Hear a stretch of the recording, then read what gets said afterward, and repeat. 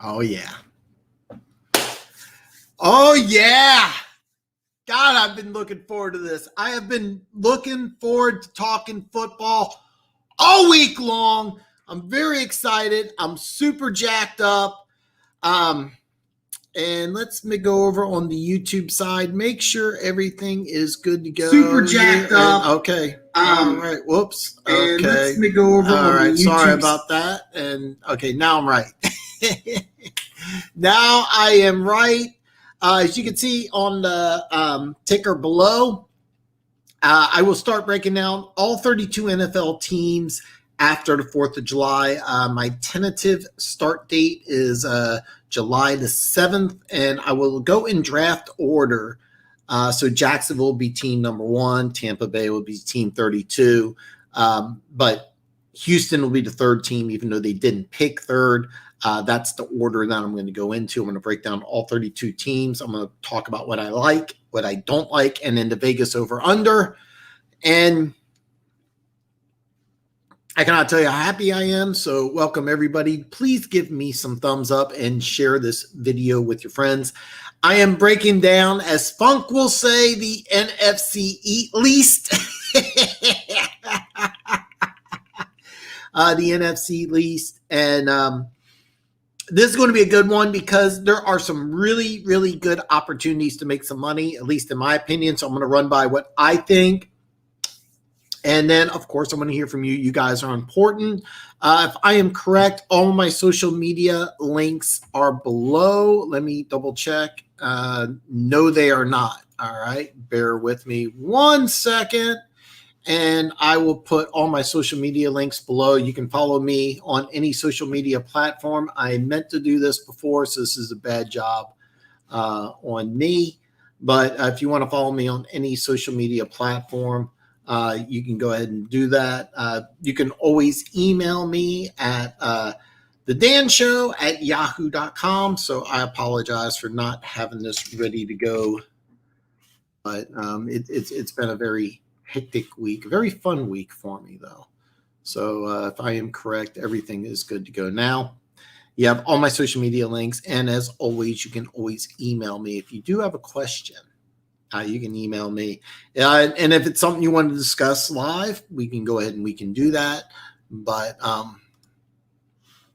it's your choice here, man. I can't tell you how happy I am to be able to sit here on Friday night, be able to talk football. If I could do anything in the world, this would be it. This is my favorite thing to do in the whole world. So I'm glad you're here.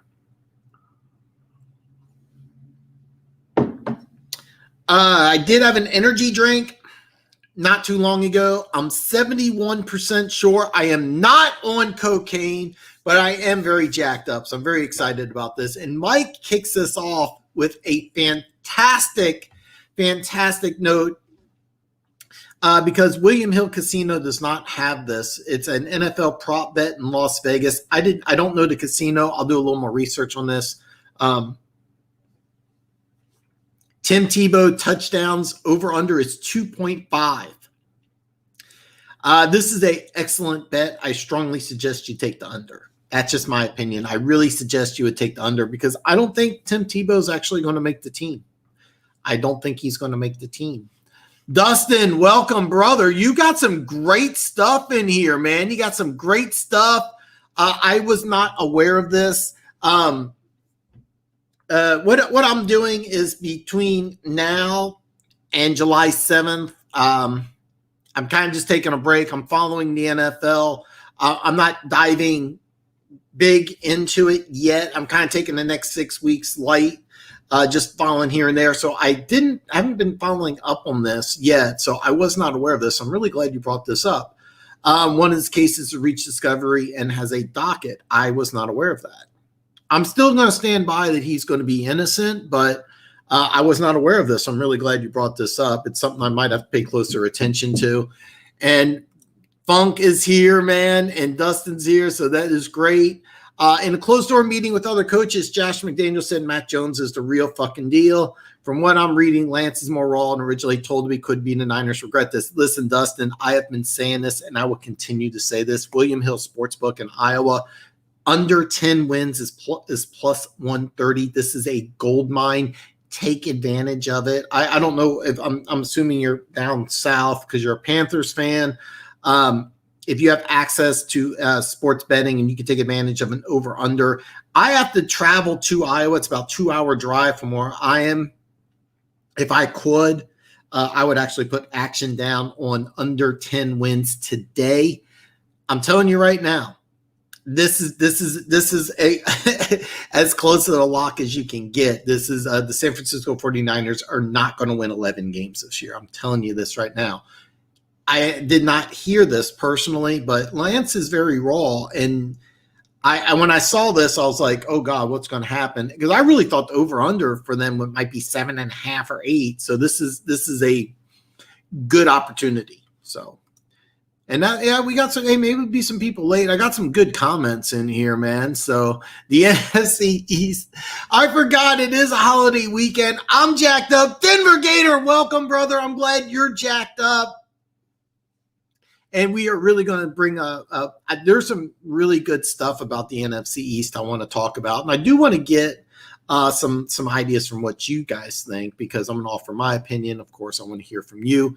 You guys are really what's important, not me. I'm just here wearing an awesome hat. So, and Dan Campbell, by the way, has impressed me quite a bit as well. But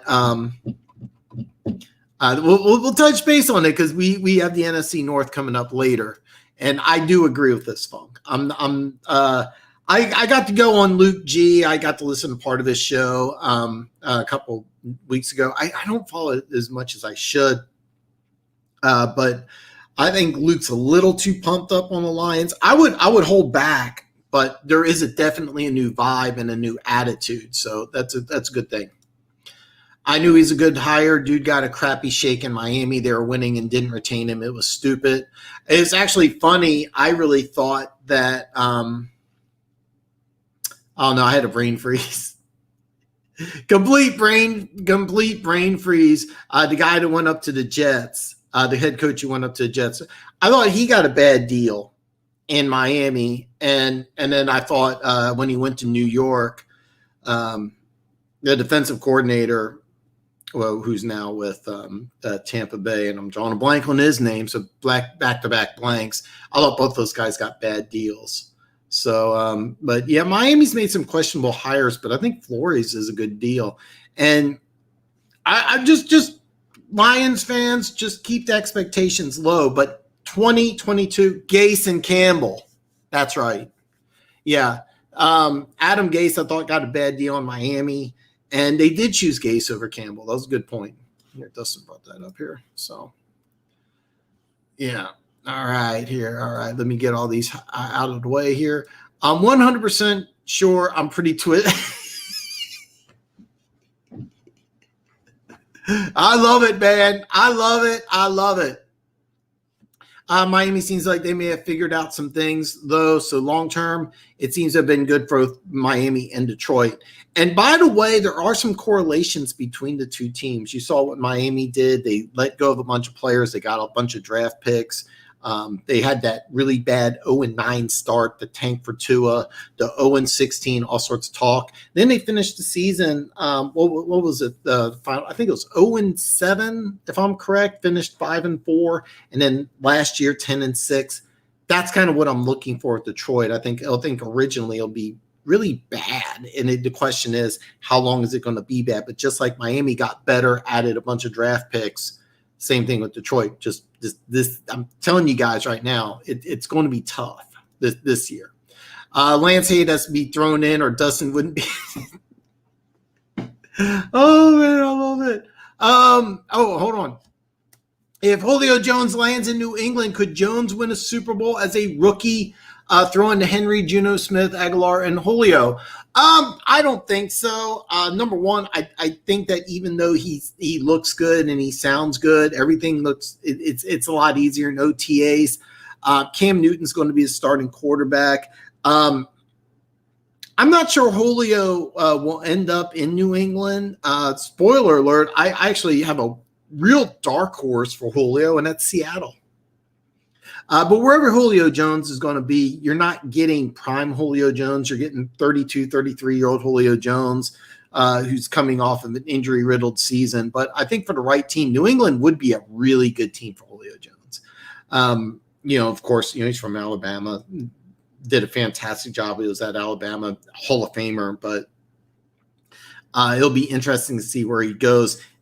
I do think New England's a team to watch. I do think New England is dangerous, but I think it's Cam Newton's job this year. But I think we'll see a little bit of Jones, a little bit. But I think it's going to be Cam Newton for at least this year. Watch Locke's OTA interviews. He's focused pretty much as a just saying F you to all the doubters and haters, not the usual happy-go-lucky dudes ready to explode. I've been saying this. I've been telling Denver Broncos fans, Drew Lock's the deal.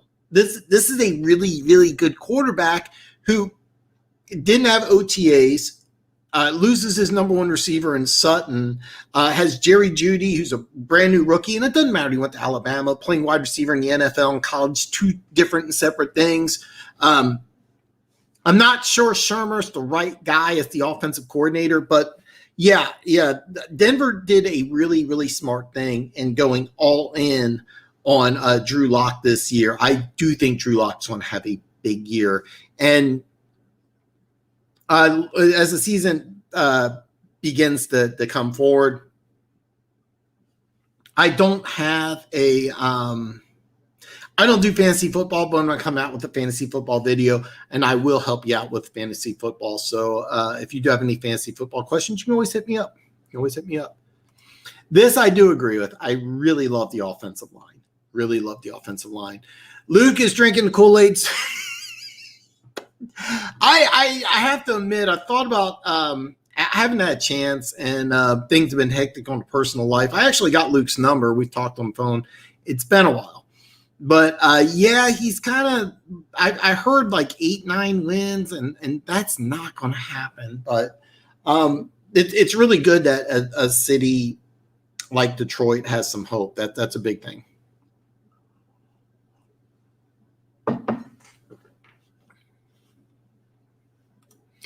Yeah, I remember it. Mike has I'll be honest with you. I actually thought that Miami made the right decision going with Gase. Remember, Gase stood by Tannehill, and then when Tannehill got hurt, it was the backup who should have been. I think it was Matt Moore. Yeah, Matt Moore ended up leading them into the playoffs, and then the first playoff game, they did produce a victory. Next year they were 6-7, and 7-6, and they had an opportunity to make the playoffs. Lost 3 straight, and Gase got fired. And I thought Gase got a really bad deal, but he immediately got hired with the Jets. And I remember just thinking that was a big mistake because the Jets. And I'm drawing a blank on the Jets coach. He's defensive coordinator in Tampa Bay, doing a fantastic job. Really surprised he didn't get a head coach offer. Really surprised he didn't get a head coach offer. And I'm drawing a complete blank on the guy's name right now. But that's actually really driving me nuts. But I actually really like Gase. I just thought New York really wasn't the job for him because he worked with veteran quarterbacks, and he's got to work with this young kid, kind of turn him around. There's no weapons. And then he did even worse than I was expecting. So it's going to be a long time for Gase to get another job. You have to go to college ranks. But I actually was really, really high on Gase. So, I get where you're coming from. Actually, when Miami made the hire, I thought that was smart, not giving Campbell the job and going with Gase. I actually thought that was a smart move. So, not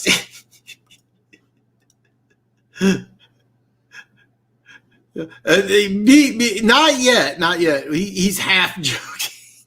I love the trash talk here. It's awesome. It's killing me. The Panthers are keeping the Darnold OTAs close to their sleeves. I know, but that's a good thing. Even if he's playing bad, it's still a good thing.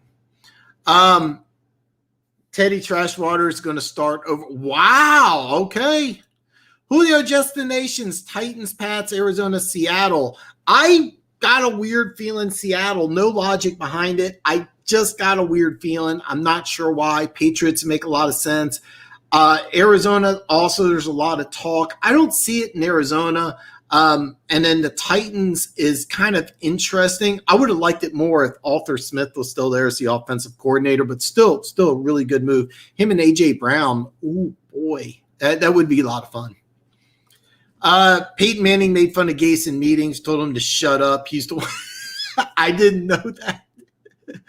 Todd Bowles. Yes, thank you. That was driving me nuts, man. Todd Bowles. He got a bad deal with the Jets. And, okay, little rant. Because what he did is that he was granted to rebuild that defense because he's a defensive guy. Remember, he drafted a Marcus May in the second round, Jamal Adams in the first round, started them both as rookies, was going to build his defense the way they wanted. Very next year, they trade up, give a ton of draft picks away for Sam Darnold, who's a redshirt sophomore who was 21 years old. And I'm like, you got a bunch of youth on defense trying to build your defense up, then you get a kid as quarterback for a guy who's a defensive-minded coach. I remember thinking, okay, he's going to lose his job. It's not fair, but of course he's going to get fired. Then they bring in Gase, and I remember thinking that's a bad situation. With Gase, I actually don't know off the top of my head where he's ended up, but Bowles ended up in a really good situation because 2022 he's going to be a head coach somewhere if he wants to be. I think right now, I think he's happy in Tampa Bay. They're in really, by the way, if you haven't paid attention, I'm going to talk about this here in a bit. Tampa Bay's in a really good spot. Tampa Bay's in a very, very good spot. So. On OTA, St. Brown is laying back on his back, catching passes. Kid said he was coming for people's jobs. I guess he means doing it, stuff like that. Yes, I did see that. I like this kid.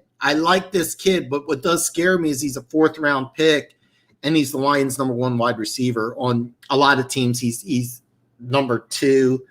No disrespect, but on the Chiefs, he would be number 4 or 5. Lions, he's number 1, and that's why I'm like, okay, Lions fans, this is why there's optimism. There's also pessimism because this is your best wide receiver, and he's never played a snap in the NFL. So, One Pride 40, welcome, brother. We're going to break down the NFC East. Apparently, Jalen Doran's making everyone look silly. OTA, just what I need. Brady needing another weapon. I have not heard about that by Antonio Brown coming back, Leonard Fournette, Giovanni Bernard. Tampa Bay's loaded. Tampa Bay. I'm going to talk about this here in a bit, though. Bowles is a fantastic defensive coordinator. The Manning humiliation against Israel Broncos fans have known this for you, dude's a clown. I did not know this. But I remember he got a lot of clout because he worked a lot of wonders with Cutler. I actually think he did do a good job in Miami.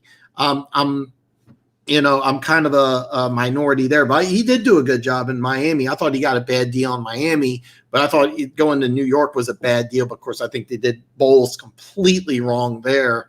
But that was a disconnect between him and the coordinator. The general manager. And then Gase got up there as a complete shit show. So, but Gase is a guy, I don't know where he's at now, but hopefully things turn around good for him, but he's not going to be an NFL head coach probably ever, to be perfectly honest. I don't ever think he's going to ever be back as an NFL head coach. Could go to the college rank. So, Bowles reminds me of Dom Capers, have a DC, never put it together. And yes, they're actually very similar, but I think Bowles will be an NFL head coach again. I know this. I think he does too. Todd Bowles said Cam Newton's the easiest QB to plan for. I did not know that. What are the Lions thinking of Gurley? It's actually funny. I would love to hear Lions fans because a lot of people don't remember that these two had an issue. These two banged heads. Goff said something, Gurley took the wrong way. Then Goff had to go public and say Gurley's the top 5 running back. And has he signed yet? Because I didn't think he signed. Mike, I thought he passed the physical. I could be wrong. I think he passed and he signed. Capers is a genius. Yeah, and I think Bowles actually could be a good head coach. It wasn't his fault that he was trying to build a defense from scratch and he wanted to draft a quarterback who was not ready and then start him with no weapons and in a fledgling defense. So I think that it's too early to call it on Bowles. With Capers, he had a few good opportunities, and he's just better defensive guy, and there's nothing wrong with that. So, He little bit. I mean, I could see that. I don't think LeBeau ever got a head coaching job. I don't think LeBeau ever wanted one. I could be wrong about that. I think Gurley is for some reason or another, hat is like crushing my head today. I don't know if my head's exploded. It has nothing to do with cocaine making your head grow. As I didn't know that's I heard it's talks, but I'm not really sure. Gurley oh God, yes. I do. Okay, I forgot about that. All right, guys, I'm going to talk a little bit here about the NFC East, and this is going to be some pretty good stuff here. I'm actually going to go ahead and you guys don't need to see me for a little bit. These are, by the way, off the William Hill Sportsbook in Iowa. Your personal sports book may be a little different. As you know, there's no one, there's no one Pride 40 got me cracking up.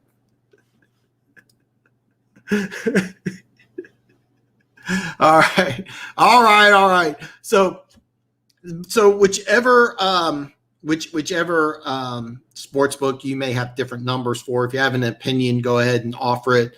No one's really favored because a $100 wager will still win you 105.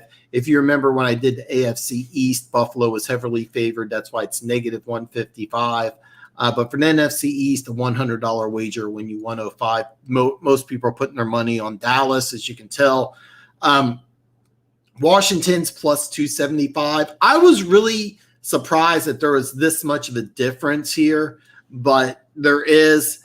The Giants at plus 450, I think, is pretty solid. I don't think there's really too much of a difference between these three teams. But as you can see, Philly at plus 500 is right up there with the Giants, which I'm very surprised about. That's just my opinion. Of course, my draft grades, and I'm not going to talk about the draft too much. I just wanted to bring up how I felt. I kind of revisited this a little bit. I'm almost wanting to give both Dallas, Washington, and the Giants higher grades. I can make a case that all of them deserve a little bump. But there was issues with Dallas that I didn't like, and I kind of went through the draft. I'm like, man, maybe it's B+. But Washington is C+. Jamin Davis was I still think he was drafted a little too high, but I said that about Luke Kuechly. Philly D+, not a good draft. All right, I'm gonna read some comments and I'm gonna get back. I'm gonna let this sit for a little bit. Dom isn't even the DC here. He's the assistant DC in Detroit. Man, the front office, people watching over everybody. Is Dak really healthy? Is he really? I'm not buying that crap. We are going to bring that up here in a little bit because there's something very important that Mike brought up earlier that I do want to talk about. This is Washington's division easily. That's a really good point, One Pride 40. And I'm going to bring that up because I think me and you are seeing the same thing, that Washington's a pretty damn good football team. And you'll see why here in just a second, because there's a really good opportunity to make some money the first week of the NFL season. I'm so glad Fitzmagic is getting a real shot to run a team. He is the most beloved player. I actually really do love him. And I think it's a smart thing to give him a year or two in Washington. Why not? Because you have a really, really good defense that could be a great defense. He doesn't need to be Mahomes or Aaron Rodgers. You know, they can win games with him just throwing the ball 30, 35 times. I think they're going to get a little more creative on offense this year than the last couple of years. McLaurin's a legitimate number one wide receiver in the NFL. They got Curtis Samuel, who they didn't use right in Carolina, but I got a feeling they'll use him a little better in Washington. And I really like that rookie running back too. Drawing a blank on his name, but last year's rookie running back. So there's a lot to like in Washington. I'm going to bring this up too. Dustin, I'm taking Washington. We're going to talk about this because there's a very good point here. Dallas is my pick. That defense is going to be nasty too. I'm not on drugs. Jabril Cox, Michael Parsons, Jalen Smith. That's some serious shit at backer. They also signed Keanu Neal, who's a former safety. He's going to play linebacker. Here's the problem with Dallas's defense. I'm doing all these hand gestures. You can't even see me, but it's a new scheme and a lot of new personnel, and they didn't really upgrade the defensive line, even though they gave up 2,500 yards rushing. So there are some holes on that defense, but I do like what they're doing. I'm just not sure it's ready to roll right away. James, what's up, brother? Hey, man, you know what? I set out the reminder a little late. I just created the broadcast Thursday night. So that's a little on me. It's been kind of a hectic week for me. My apologies. But, James, I'm very glad you're here, brother. Dallas or Washington will win and only go 8-9. All right. WFT, best value to win division. And that is a very good bet, by the way, plus 275. So if you think Washington's going to win the division, plus $100 to win 275. That is a very solid bet. That is a very solid bet because I don't buy this at all. And I'm going to get to that here in a bit. Riviera is all about Kyle Allen learning and sitting. Fitzmagic would be a great mentor for him. He has never had one. I didn't think about that, but you're really right. I like Kyle Allen out of Texas A&M. I thought he was a guy that needed to sit in an NFL offense at Carolina. When Cam Newton was there, they ran kind of a college type of offense. And he couldn't really do the same things Cam Newton did. Nothing against Kyle Allen. This is a really good place for him. So all four teams could go. Yeah, I almost agree on that. I think Philly is going to be a bad team this year. Fitz King of solid backing core, but Washington has the D-line, the linebackers, a lot of good skill players. That defensive line in Washington could be the best defensive line in football. That is a very, very, very good defensive line. You're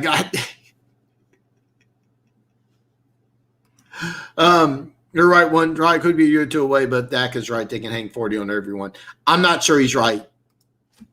The biggest kid is for the boys to win the division is to protect Dak. Very good point. Keep in mind, the offensive line had a slew of injuries last year. They're bringing back the same guys, didn't really upgrade on depth. So just throwing that out there.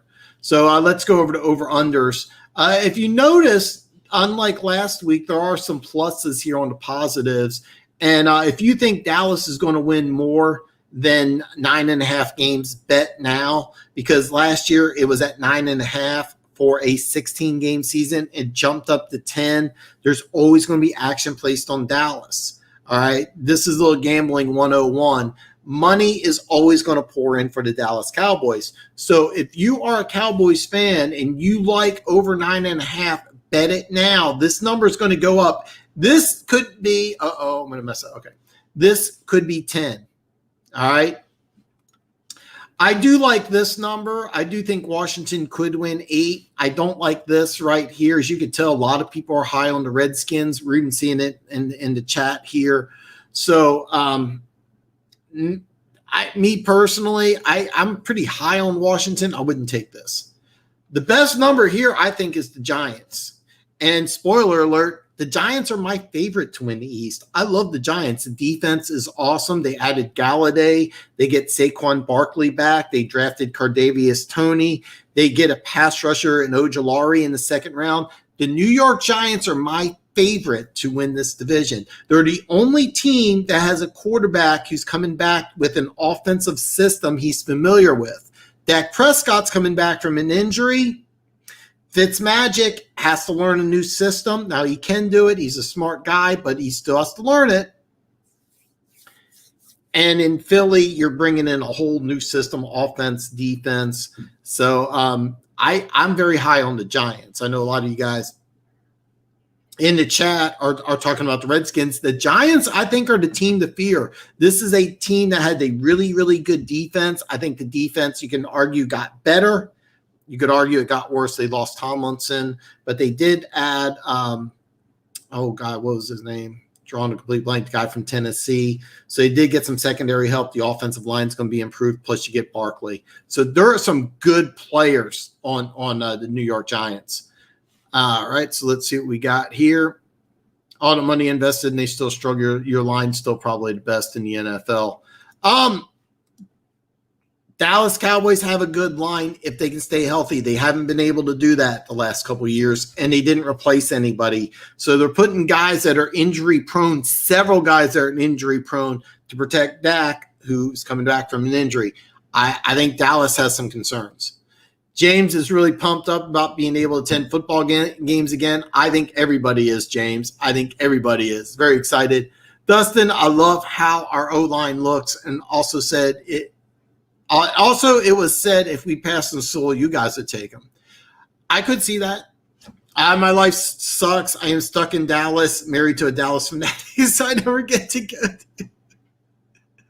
I didn't know you lived in Dallas. I didn't know you lived in Dallas, man. I've been to Fort Worth and partied in Dallas. I had some fantastic times there. I would love to live there, man. I will say this: being married to a girl in Dallas is kind of tough. I mean, that's another conversation for another day, man. But yeah. Look, Dallas is a fun town, though. I had a blast. We have taken Horn anyways. He was to play after the Falcons took Pitts according to rule. Yeah, Horn was really high in rules radar. I still would have took the corner out Surtain out of Bama, but it's hard to go against rule. It's really hard to argue that, but that was the thing that they wanted. They really wanted to shut down corner, which I was all for. I still think that tackle would have been a better position for whatever reason, but that's what happened. Honestly, Dustin, not pick Slater or Jones. That's what I had. Boyd, Jackson, and Horn and Chin. There is some dogs in the secondary. Too much invested in Darnold. We'll have to wait and see. If he plays well, it's not, but it's still debatable. Giants defensive coordinator. Yes, he was. And I'm drawing a blank on his name. I was actually thinking he was going to get the job. I can't remember which job I was really thinking he was going to get, but I was really surprised that he returned. The New York Giants are a team to watch out for, and I'm going to talk about this in just a little bit. Washington really needs a quarterback. Well, they got one. They got one in Fitzmagic. Not for the future, because Fitzmagic is 74 years old, but he's going to be good this year, and that's all we're going to talk about.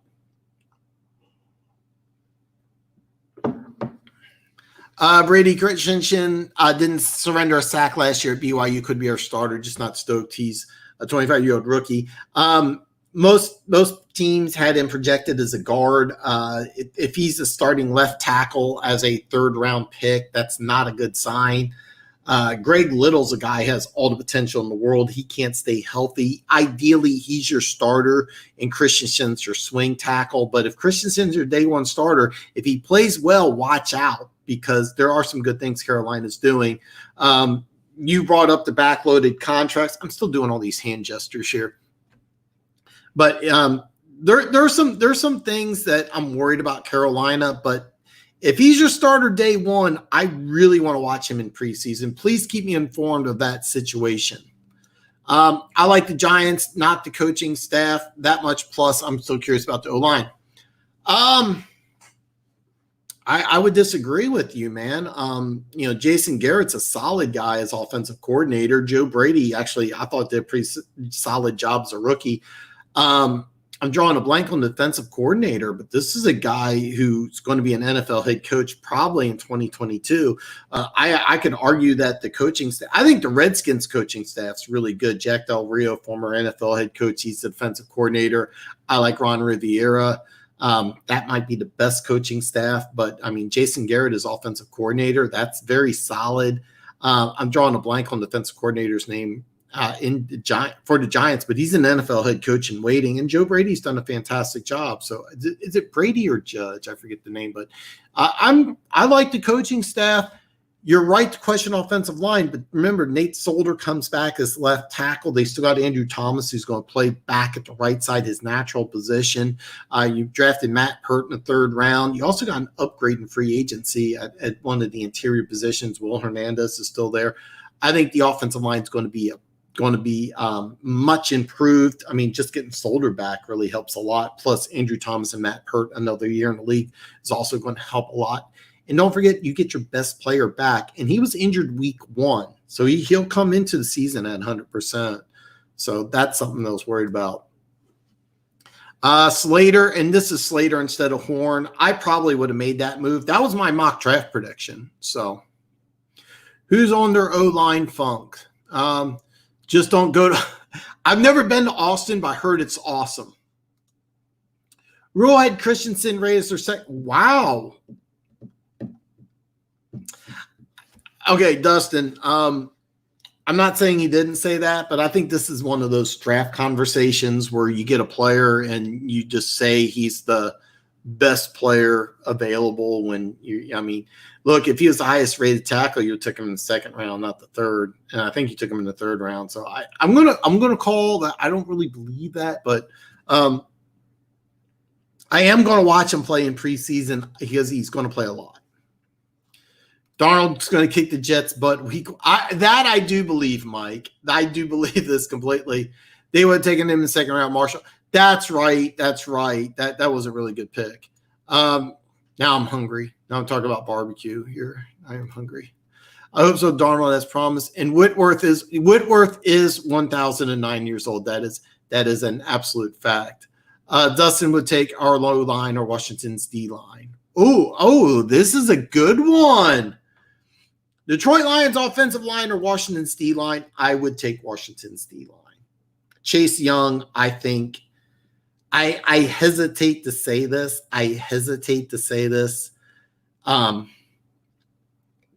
The guy's going to be a star. I think he's a type of superstar that's. I think this guy is going to be like. I really hesitate to say it, but he gives me LT vibes. I mean, I think he's going to be that good. And you got 3 other first-round draft picks on that defensive line. I just think Chase Young is going to do fantastic things. So Patrick Graham, that's it. Yes, and he's going to be an NFL head coach. This is the Giants defensive coordinator. Just drew a complete blank. I mean, the Lions offensive line's good. All right. Austin is awesome if you want to watch people shooting. Wow. Holy shit. They funded our police and government doesn't even want to live there, and he was raised there. All right. All right, this is what I want to talk about, and this is very important. All right, week 1, Dallas has a retooled defense, brand new defensive coordinator, brand new defensive scheme, maybe a couple starters on defense. They're going at Tampa Bay. Remember we talked about Tampa Bay? Everybody's coming back. Everybody's coming back against a retooled defense, switching schemes, and maybe a new starter or two. All right. Normally, I would cringe to take 6.5 points. This might be a smart move. I think Tampa Bay wins this by double digits. This is actually a smart bet if you want to take Tampa Bay and take 6.5. If it gets up to 7, I'll probably pass. But if it stays at 6.5, I think this is actually a smart bet. Philly and Atlanta, I would avoid this like the plague. 2 brand new head coaches, totally retooled teams. So I would avoid betting this. The one thing I will say about Atlanta is Dean Pease, the defensive coordinator, is going to work wonders with the Atlanta Falcons defense. They're going to switch to multi-scheme 3-4 versus the base cover 4-3 that they've been running for a long time. You know, Mike, I'm not lying. This is actually my prediction, 31-13. This is really my prediction. I really think 31-13 makes a lot of sense. So if you take Tampa Bay in 6.5, that's a good move. This, however, is my number 1 game. I will talk about this here in just a bit, but the Los Angeles Chargers coming to Washington. Los Angeles has a brand new head coach. They're running a new scheme on both the offense and the defense. They have some free agency defections on the offensive line. Remember, we talked about the Washington defensive line. RFK. Oh, I'm sorry, it's not RFK anymore. Showing my age. Washington is a 1-point underdog at home. against a rookie head coach. Ron Rivera is not a rookie. All right. This is a smart game to bet on. And Denver at New York. I've been, as a Chiefs fan, I don't think Denver's going to win the AFC West, but of all the teams I'm really afraid of, Denver's the team I'm really worried about. This is going to be a fun game. I don't advise betting on it, though.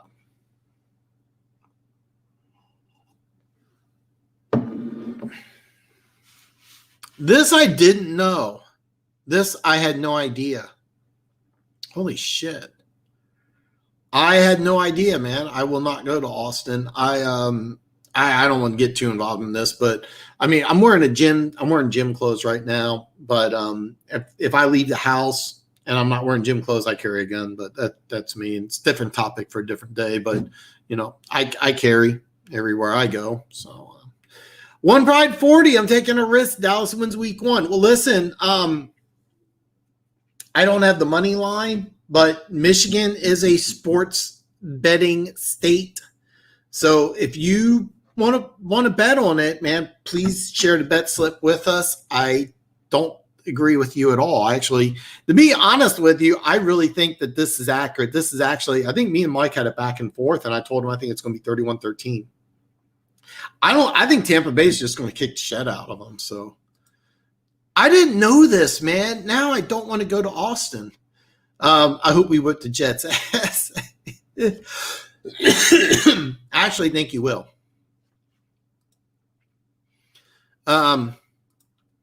Funky, I'll take Abbott over. No. Really? God, that makes me sad. I heard Austin was such a great place. Now, fuck that. All right. Now, I'm going to offer my very best bets on the NFC East. So this is why you want to follow my channel. This is why you're here, and this is why this is some really, really good stuff. The Los Angeles Chargers are a 1-point favorite currently. By the way, this is going to change. You have a West Coast team going to the East Coast for an early game. You have a first-time head coach going against Ron Rivera. You have some holes in that offensive line going against maybe the best defensive line in football. I'm going to tell you this right now. Washington's going to win this game. Okay, there is no doubt in my mind Washington's going to win this game. Now, let's say you do want to take 1 point. Let's say you, for some reason or another, you want to take Washington. I meant to say +1. So let's say you want to take the +1. That way, if it's 17-16, the Chargers win, you can still collect that 1 point. You can do that, and you can get -110. I get that. But let me tell you the smart bet. Take Washington to win +105. This is easily the best bet so far. This is really, really good. So I like the Giants to win the division. You get Saquon Barkley back. You add Galladay. The offensive line's going to be better. You got Cardavius Toney. I'm drawing a blank on the corner they got from Tennessee, but they did lose Tomlinson. But this is a team that's just going to get better. This is a team that's just going to get better. This number will drop, but I'm thinking about I might go ahead and put a few bucks on New York because it's +450. I also really do like the Giants to win over 7. This is a really good bet, to be honest with you, but I do think this number could possibly drop. And like I said, this number right here, +450, this will drop. All right, this is probably going to be around 3 when everything's said and done. So, and I don't know who these chicks are. So I don't know. Oh God, I have no idea. I have no idea who these people are that you're talking about. So, telling everyone, Ghost of Art. Okay, she's as bad as holy shit. Chick trying to keep it clean took a private jet to visit dad in Florida while telling us not to travel. Then there's a newer photo. Okay. All right. I don't know about any of that. I don't know who that is. I only know football. That's the only thing I know. That's the only thing I know. All right, I'm gonna hide the ticker here just for a little bit, but all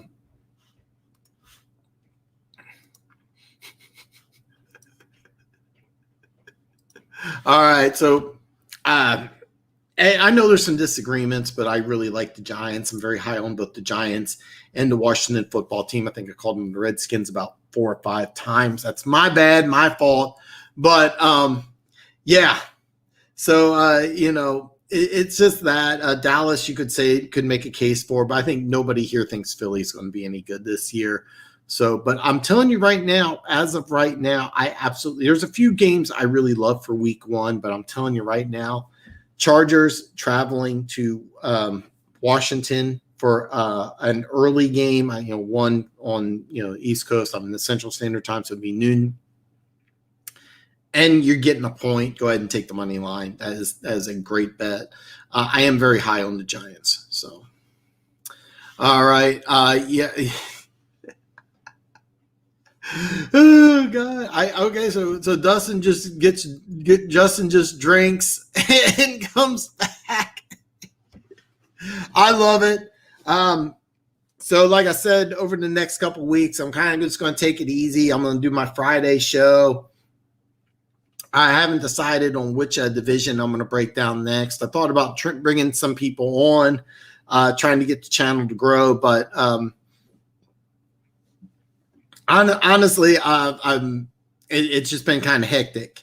So on the 7th, I'm totally going to start breaking down all 32 teams. I'm just going to jump into the NFL probably from July till after Super Bowl's over. It's just going to be football. And my over-unders are gold. I'm going to make some good money here. But you already know my number 1 over-under. It's San Francisco 49ers. Take under 10. Take plus 130. That is gold. So that's kind of already ruined my number 1, but I'm going to break down the rest of them.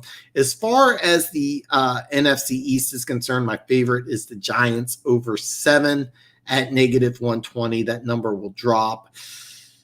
It's not a great number. But I do think right now, as of right now today, I got the Giants winning the division.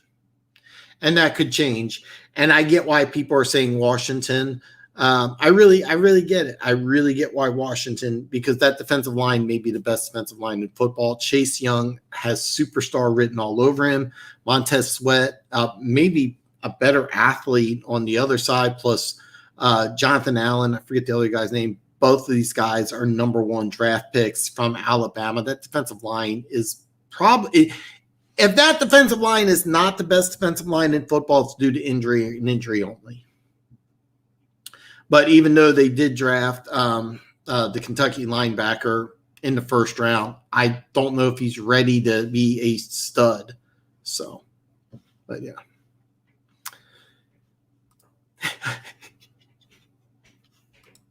That is awesome.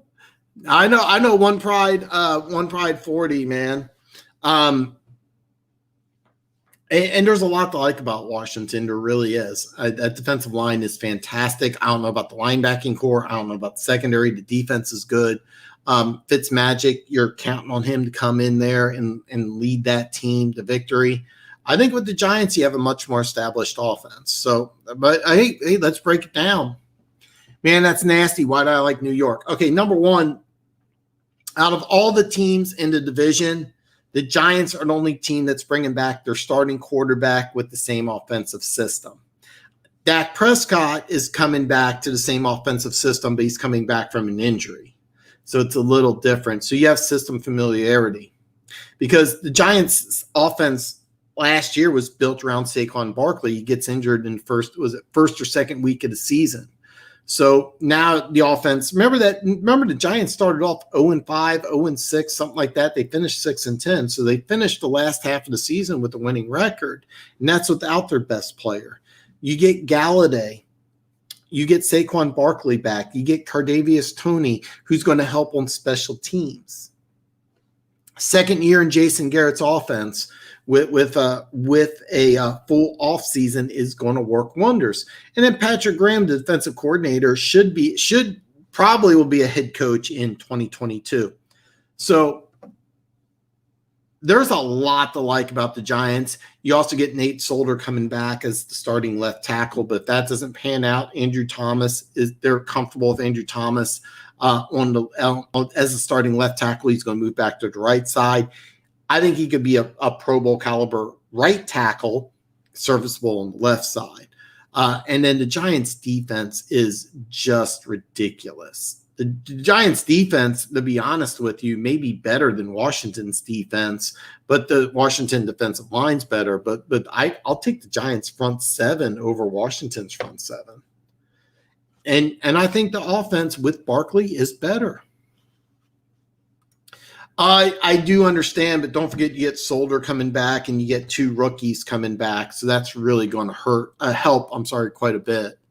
Daniel Jones makes me nervous. He makes me nervous too, but you get another year with Jason Garrett. Look what Jason Garrett did with Dak Prescott. So I'm kind of leaning towards that. He helped Dak Prescott turn a guy who was a 4th round draft pick into one of the top quarterbacks in football. So I'm going to give Daniel Jones the benefit of the doubt.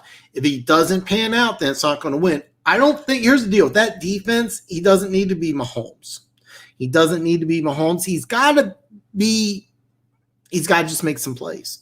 He's just got to make some plays. The Giants are one of the few teams that if they score 21 points, they're going to win more games than they lose. So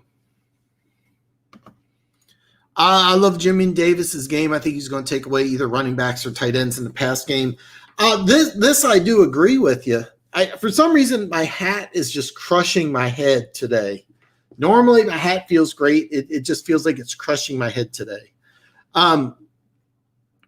Davis is raw, all right? And I don't think he's ready to be a day one starter. That's why I didn't like him at the 19th pick in the draft. I would have liked him a little later, either in round 1 or in the 2nd round. But when he gets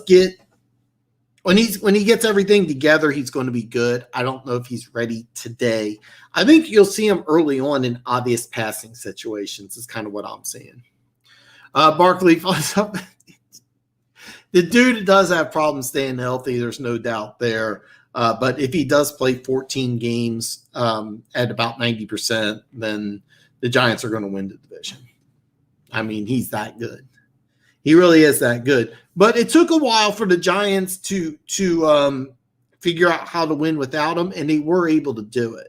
All right. After that 0-5 start, they did have a winning record, and that's without Barkley. Now imagine Barkley with a top 5, maybe 10 defense, and you also have some more weapons. You didn't have Galladay last year. Cardavius Toney's really going to boost that team. So there are a lot of things I really like about the Giants. Ojulari could be a stud. I actually thought he would go in the 1st round. To get him in the 2nd, that's a really good, really, really good move. So too bad, too, when he's throwing to Kenny. I can't separate. I do love Andrew. If he's the starting right tackle and Solder can play good on the left side, that offensive line could be really, really good. Danny Dimes, LOL, woohoo, here we go. Everyone gives Kellen more credit for Dak Prescott. A lot of it had to do with Jason Garrett, because what they did is that when I'm doing a lot of name forgetting today. It's not because I'm on drugs. It's just because it's been a very long week. Tony Romo went down. They completely changed the offense. They switched Dallas's offense and just ran a college offense. And Dak Prescott thrived because that's what he ran at Mississippi State. They ran the Mississippi State offense, and it worked. And then what they did is they sprinkled in more in the NFL offense. It was actually a brilliant move by Jason Garrett, and I don't think he gets enough credit for it. Because they didn't have an off season to run his offense and to switch everything in there, that's why I really like the New York Giants, because I think you have a whole off season, all right? The defense is fine. Now Jason Garrett gets to add different pieces into his system with an off season. I think the Giants are a team that's very, very dangerous. Very, very dangerous. But I do love Washington's defensive line. Should be the best defensive line in football. There are some good weapons. I like Fitzmagic. So, I mean, there's some good things to like. I know it's the NFC least if you compare it to last year, but I actually think Washington and the Giants are two teams that could win double digits. It wouldn't be surprising if these guys win 10, 11 games. Dallas, I'm still not sold on, but I mean, they can put 40 on everybody if that offense stays healthy. And the defense is more athletic and faster and better suited to this defense, but they're not going to come together anytime soon. However, if Dallas is like, 6-6, coming towards a home stretch, I would be very scared. So, what was strange and never explained is that Patrick Graham took a sideways move to leave Miami for the Giants. What, if I remember correctly, I'm getting his name wrong. I think it's Joe Judge, if I remember right. They have a relationship together. If I remember right, both of them work together in New England, so they have a relationship together. And Patrick Graham is going to be an NFL head coach. All right, he is going to be an NFL head coach, but they have a relationship together, and that's why the defense is really, really good. And I honestly think that you may have 2 top 5 defenses in that division. I'll take the Giants defense over the Washington defense, but the Washington defensive line is just wow. Yeah, that defensive line could be the best defensive line in football. That front 7 for the Giants, though, is really, really good. Plus, they get Ojulari, who I am very, very, very high on.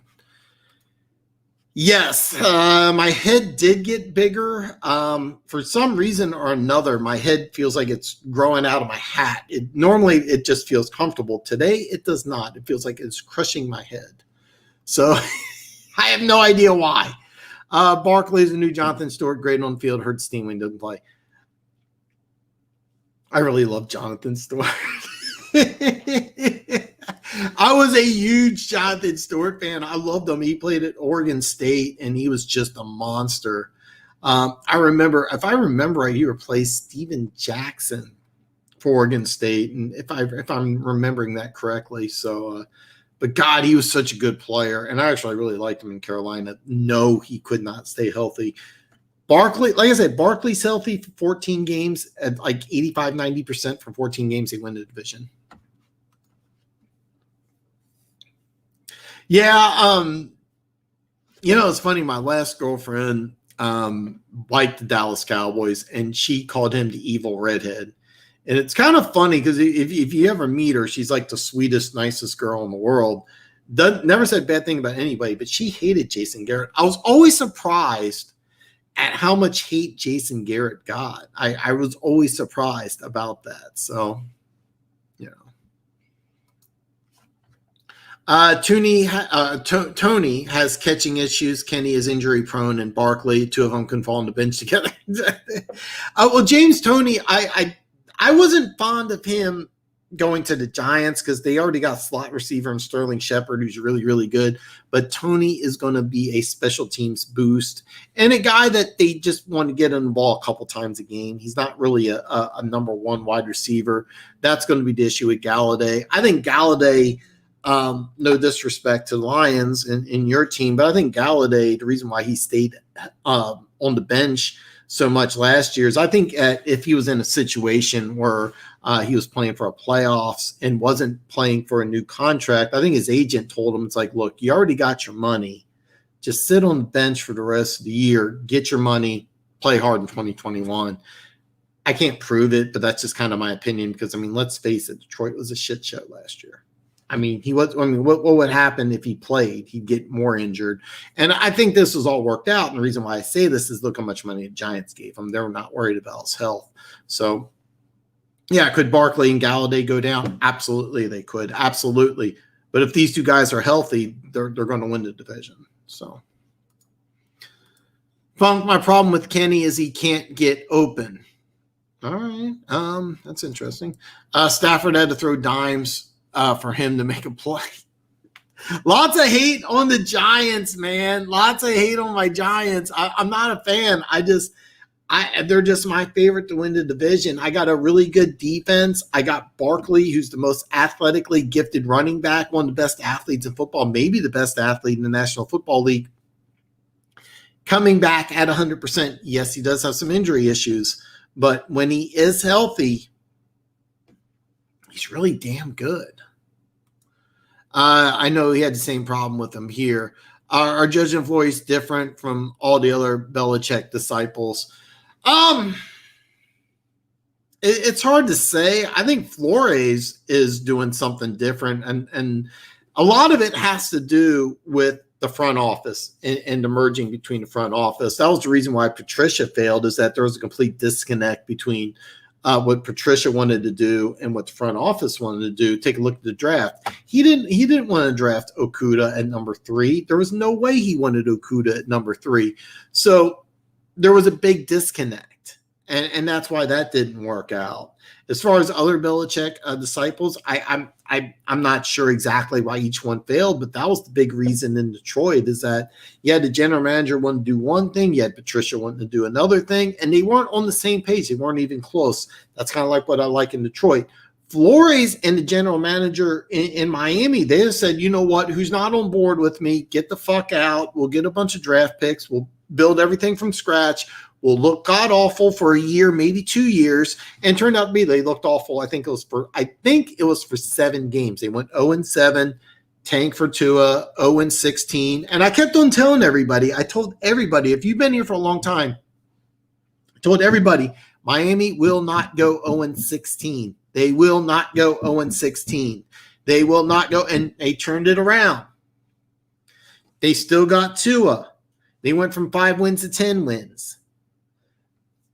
A lot of it has to do with things that aren't directly related to the head coach. For example, look at Cleveland. All right. Kevin Stefanski just walked into a really good situation. All right. They had lots of talent accumulated. And then Stefanski wants to do a zone blocking scheme, heavy on the run, have Baker Mayfield do a few bootlegs, some really easy high percentage completion passes. All of a sudden, he's looked at as a genius. What did he do in Cleveland? He didn't do anything in Cleveland. He just ran a simple variation of an offense, and it worked. He's looked at as a genius. What did he do? He didn't do anything. So Flores, yes, I think Flores has a good connection, but everything about Flores looked really good. And here's what I like about Flores. He didn't care. They went 0-7. I think it was 0-7. Tank for Tua. We're going 0-16. He didn't care. They got rid of Fitzpatrick, who looks like a superstar in Pittsburgh. They got rid of starting left tackle, who's in Houston. I forget his name. Just got rid of players. Hey, you don't want to be here. Get out. We'll suck. We'll bring in replacements, and that's what they did. Miami's a dangerous team. Judge, I do like what Judge is doing. And there seems to be a connection with what Judge wants to do and what the GM wants to do. They seem to be on the same page. I felt like they need the pass rusher in the draft. Well, Jeremy Tunzel, that was left tackle. Thank you. They need a pass rusher in draft. Well, they got one in Ojulari. Well, they're worried about they needed more weapons on offense. Well, you go get Galladay, and then you go ahead and you take Tony. And then the GM still got a first-round pick for 2021. I'm sorry, 2022. Remember, they traded down. They were at 11. They traded down with Chicago, so they got the Bears' first-round pick next year. So they still got 2 number ones. You know why that's smart? Because if Danny Dimes doesn't pan out, they got 2 number ones next year, so they can use that trade capital to go up and get the quarterback they want. So they're not only thinking this year, we get the wide receiver, we get the pass rusher, we get Galladay in free agency, and then you know what? We still got enough draft capital because we're going to go ahead and take a quarterback in 2022 if Daniel Jones doesn't pan out. So one pride 40, yeah, Flores does look good. By the way, Judge, still a work in progress. You don't know. And Flores, in my opinion, does look good, but his record's what, 15-17? I mean, he's not a finished product yet, but he does look good. Kenny tried to go week 11 or 12, couldn't turn practice bill. Okay. Hey, man, you know better than I do, but I do know the Giants had no hesitations giving him a lot of money. That I do know. So Flores comes across. He does. Patricia's face when Okudah's picked. Yes. And I'll tell you right now, I really think that he wanted Isaiah Simmons. He was going to build that defense around Isaiah Simmons. He did. In Patricia's defense, you can't coach a rookie. And I forget, there's this Lions fan that kept on arguing with me. He kept on saying, oh, they run that offense at Ohio. They run the defense in Ohio State, and that's going to work perfect. And I'm like, no, the defense that they're running in Detroit under Patricia doesn't even exist in the college ranks. And then he kept on arguing, and I finally hit him. I said, are you going to bet on this? Go ahead, bet on the Detroit Lions. You think they're going to win the division. You think they're going to make the playoffs. Just bet on them to win more than 6 games. Do it. Never heard back from the guy again. So, but I mean, is Okudah redeemable? Absolutely. I actually think Okudah is going to be a great fit for Aaron Glenn's defense. But for a predominantly man defense, you can't put a rookie in there. It was a bad move. Yes, exactly. And that was a complete disaster. And that's why I knew as soon as they drafted Okudah, Patricia was going to be fired. It was just a question of when. I couldn't remember that name for the life of me. Scouting department said Simmons, Patricia wanted Brown, Quinn. Who's that corner? I remember Derek Brown was actually my number 2 player in the draft. I love Derek Brown. He went to Carolina, and I think he's a great fit for that 3-3-5 weird hybrid defense. So I actually really like that player. Hasn't really panned out yet in Carolina. I think he'll have a good year, though. Tunsil. By the way, if you don't know the story behind Laramie Tunsil, what happened was he got in a fight with his what I think is stepfather or the guy his mom was dating. Apparently, he got physical. So in college, he had a bong attached to a military gas mask, and you do it and it just lights up. And for some dumb reason, he didn't delete the picture. So what happened is right before the draft, he was going to go number 1. He was going to be the number 1 player in the draft. But the altercation between him and, I'll let you say stepfather, made him mad. So his stepfather released this picture, and he tried saying that he was in high school. He's like, oh, that was a high school picture. He's got a full beard. He's in his college dorm. And that made him look even worse. But apparently when he went to Miami, they asked him about it. And he said, you know what, look, I screwed up. I was in college. Yeah, it's me. I did it. And then, they said, you want the drug? He goes, I'll drug test. I'll do whatever you want. I'm worth it. Instead of being the first pick in the draft, he goes number 12. And he ended up getting a lot of money from the Houston Texans. So it worked out great. I forgot about that. Derek he played 300 more snaps than Bravion Roy and had 7 more tackles and 1 sack. Roy is our best. Bravion Roy is a really good player, played for a role at Baylor, but give Derek Brown some time. I think we'll have a good season. I think you'll be happy with Derek Brown, Dustin. I think you'll be happy with him. Did you hear we had our linebacker last year playing? Which linebacker? Because I thought your defensive lineman, the guy you got from New England, was 268. The guy you gave all that money to. I don't know which one you're talking about, but yeah, that's a big thing that you're going to have to do is really change your front 7 on defense. You have the slowest front 7 in football. Your 2 defensive tackles were really, really good picks, though.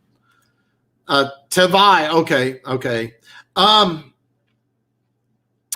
We'll have to see what happens. When preseason starts, we're going to watch a lot of them.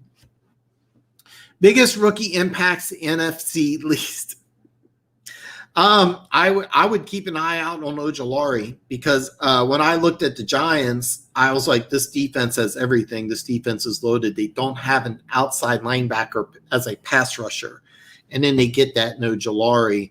And keep in mind, Leonard Williams was their leading sacker, and he played a 5 technique. He had 11.5 sacks. 11.5, and he's a 5 technique. He's a guy whose job is really tough to run. So you do lose Tomlinson, which is a big blow, underrated blow. And then when I talk about the Vikings, because he went to the Vikings with Michael Carter, so that defensive line is going to be really, really good. Michael Carter sat out last year for COVID reasons, so the Minnesota Vikings have some very interesting tools on their defensive line as well. But I really think that Ojulari on that defense, he could have double-digit sacks as a rookie. And I think he's going to be really, really good. So I would say Ojulari is a guy. Jamin Davis could have some big plays as a rookie. They got to get him going really fast. With Parsons, and I see your comment in Parsons. I don't know if Parsons plays as a rookie, to be honest with you. I mean, Keanu Neal, who Dan Quinn brings with him as the Falcons, he's going to play linebacker. He's moving out of that strong safety position. He's going to be like kind of a hybrid. You got LVE and you got Jaylen Brown. Those are your starters. Michael Parsons, I don't even think starts. So, and then also you got the wide receiver out of Philly, the Heisman Trophy winner. Again, another name I'm forgetting. I promise it's not due to drugs, but Devonta Smith, I'm sorry. Not sure what an impact he has. Off the top of my head, Ojulari, because I think Ojulari is going to get double-digit sacks. So, Roy's better than Derek Brown. Please watch the games and see Roy's a man. You watched more than I did, and I love Roy. I thought that was a really smart pick. If I remember right, they got him in the 6th round, and I was like, because it looks like they're building a 3-4 defense, but they said 4-3, so they're building a 3-3-5. I loved Derek Brown coming out of Auburn. I loved him. He was my number 2 player overall. I'm just saying, give him a chance. And did Roy play better last year? Sure. I'll give you that. I'm just saying this year, give him a chance. But we'll watch, and we'll continue talking. I'm not doubting you, and I'm not telling you Roy wasn't better last year. All I'm saying is give Derek Brown a chance because I think he could be really, really good. My mind was blown when I heard that big excitement. I think Micah Parsons finishes top 5 in tackles. He is my rookie impact pick. So he's going to replace LVE as a rookie.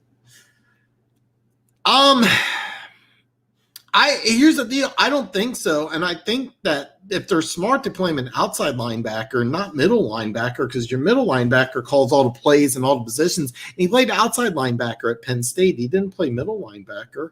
That was kind of actually they ran kind of a weird, awkward defense. But one of the problems with Michael Parsons as on the field, he didn't know how to read and react. He didn't know how to read and dissect. If you have him here's what they did on defense. They basically, you shoot the B gap, and that's it. If your guy isn't in the B gap and you see him running to the sideline, go get him. End around, misdirection. He's not even on the TV. He's completely lost. Having him as the leader of the defense would be a massive mistake for the Dallas Cowboys. You don't want him calling the formations. You don't want him calling plays because he didn't even know what to do on a college defense. A lot of people think that this was a can't-miss prospect except for off-field issues. That's not the case at all. This guy had a real hard time reading college offenses. So what are you going to do in the NFL? If you're smart, you put him at outside linebacker and just use what's, kind of like the old Tampa 2 defense, the cover 3 that Dan Quinn's going to be in. And then what you do is you just go to a zone and you sit there, dumb down the defense. But if you're having to play middle linebacker, that's a massive mistake. Even if LVE is healthy or not healthy, let's say LVE is not healthy, okay? I would have Jaylen Smith play on the inside, Keanu Neal play on one outside. Jabril Cox might earn a starting position as a rookie. I know Funk was talking about him.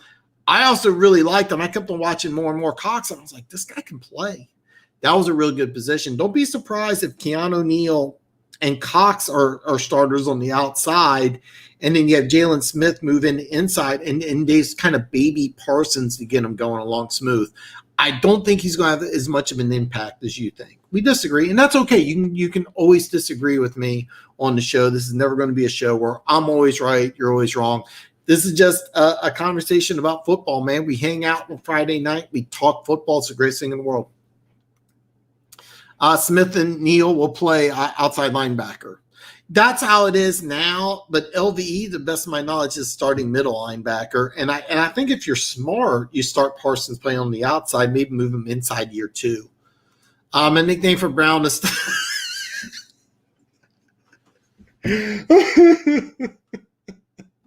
the slug. Oh, God.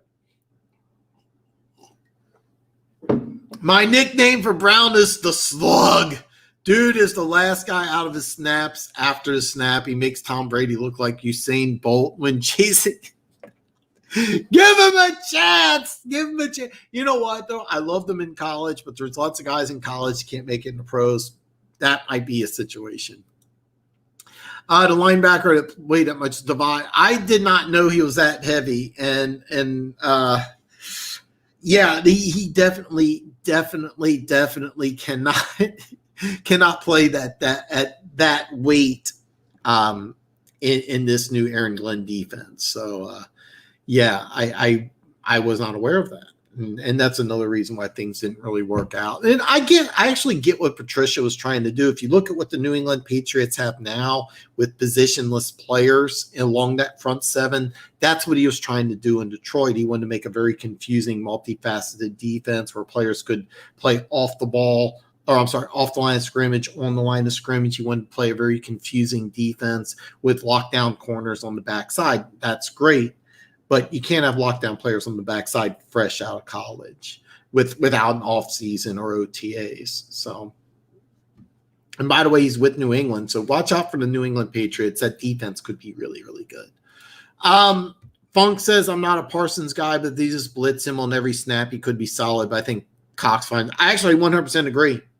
I actually think there's a good chance if they just say, if they give Cox a legitimate chance, it wouldn't surprise me if Cox ends up playing quite a bit, maybe even more than Parsons. Cox could be a starter. I know they're moving Neal to outside linebacker, but I think if they give Cox a legitimate chance, he'll end up being a starting outside linebacker, and I think that would be a great move. In this type of defense, Cox is built for it, and I think he'll eventually be a starter. If they didn't sign LVE to his extension, so they're not planning on using him in the future, all right? Here's what I think they want to do is move Jalen Smith inside, have Neal as one outside, and then Parsons is the other outside. And then when Cox came around, they're like, wait a minute, maybe Cox can play. I'm telling you right now, Cox is going to play this year. He's a good damn player. Parsons, they got to find a way to use him right. But if they use him right, he's going to be good. So, okay. Oh, yes. Brown had the slowest 40 time of his draft class, one of the weakest benches, and was the top 7 picks till Bathurst. I absolutely love the guy coming out of Auburn, but again, you can agree to disagree. All I'm saying is that because he's on your team, he's going to be a starter. Give him a chance. That's all I'm saying. Dustin, the Bolton Brady comment made me spit my finger.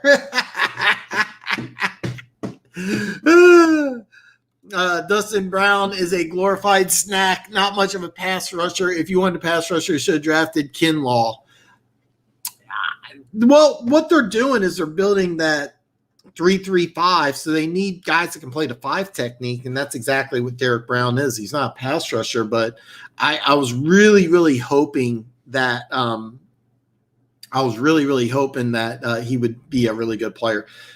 Hasn't so far, but I just give him a chance, man. Just give him a chance.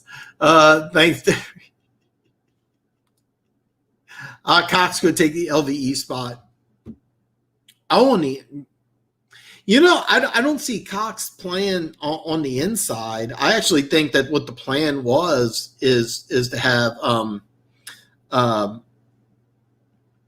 I think the plan was when they drafted Parsons was to have Keanu Neal on one side, Smith on the other, and have LVE in the middle, and then you get Parsons to kind of rotate with Neal or with Smith, or what you could do is that in situations where you're just going to have an obvious blitz, put them on the field, but kind of spot rip them.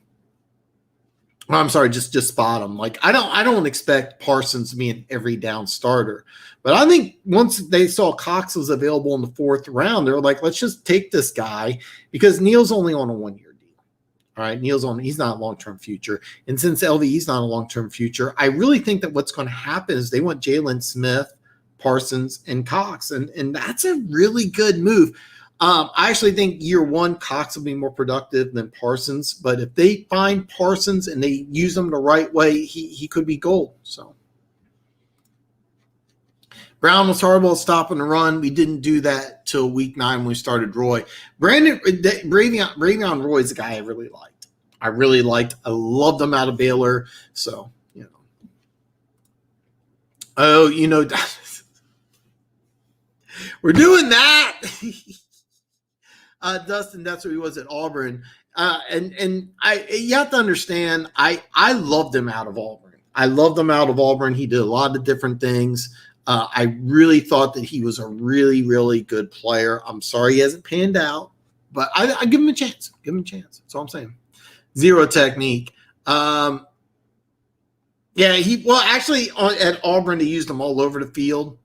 But his really best position was that zero technique. They wanted him to play a 5 technique. They wanted to play outside, not inside, because they're running that college front where it's a 3-3-5 and then a 4-2-5, where your base packages are nickel as opposed to teams running like a 3-4-4-3 and then using nickel 60% of the time. It's kind of the same thing. It's just kind of a little different terminology, a slightly different philosophy. I think you'll see more and more teams kind of go with that type of philosophy, which Carolina's doing right now defensively. But keep in mind, it's a different new system. And that's why they used to hold draft on defensive players. I'm telling you right now, I loved them in college. Give them a chance. This is right. Roy is a game changer. We're 31st in stop and run, and we started Roy over Kerr after week 4 and went from 31st to 27th. He was an immediate impact where Brown wasn't. I get it. And I like him. I'm not saying Roy isn't bad. I'm just saying give Derek Brown a chance. So, how were you worst rush defense in the Lions? We were. Brown was getting pushed 10 yards down the field on doubles, couldn't hold his ground. He did better when Roy was taking the doubles at the end of the season. He is not the guy going to impose. I'm just saying give him a chance. Last year without OTAs and mini camps, I'm just saying give him a chance. But I will pay a lot of attention to it. Me and my incredibly growing head today. I just need to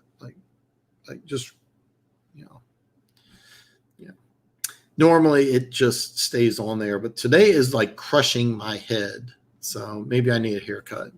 It is getting kind of long. So I take Christian Barry. Man, I'm sorry you got this hatred. I love Derek Brown coming out of Auburn. I absolutely loved him. So I'm sorry to hear that, but I am asking that you give him a chance. So.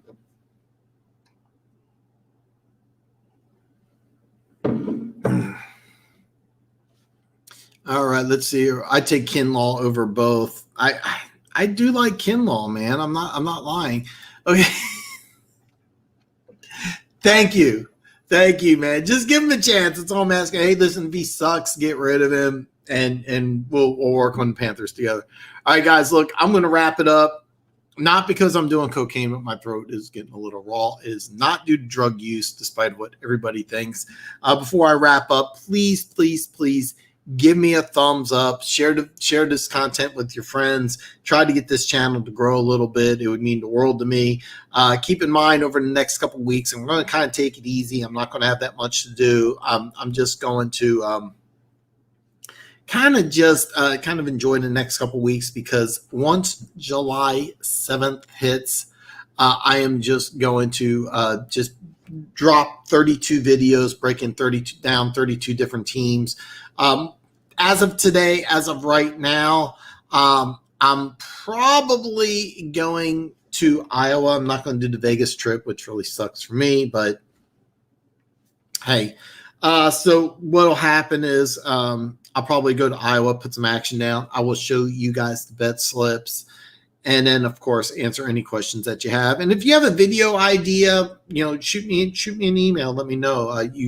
All my social media is below. You can join me on social media, and then this, of course, is my email address. So if he sucks after this year, I actually really like Kinlaw. And I am not.